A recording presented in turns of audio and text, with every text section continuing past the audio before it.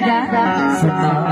बताना। सही में पल नहीं देखा ना को पल चल नहीं आया ऐसे देखने से दिलों में बोले तौर पर बोला भैया सही में लगेगा। एक पल तन नहीं देखा ना बोले चल घर नहीं आया महू लगा देखने से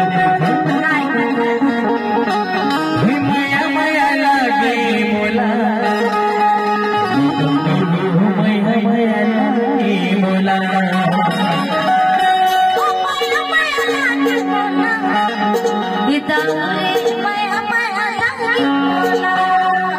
जब देखो सुरतिया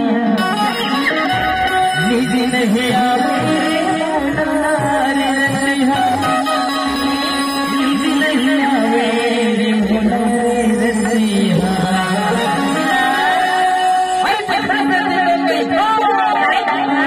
माया माया लागे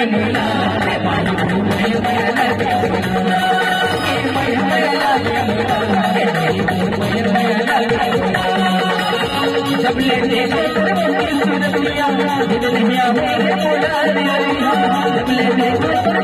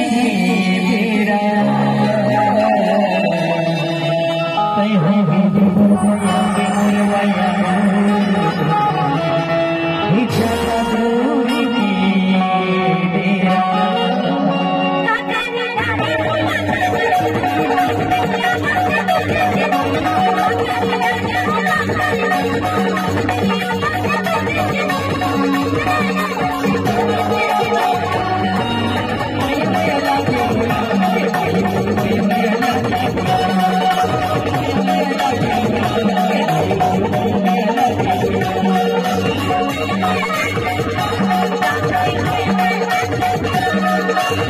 you.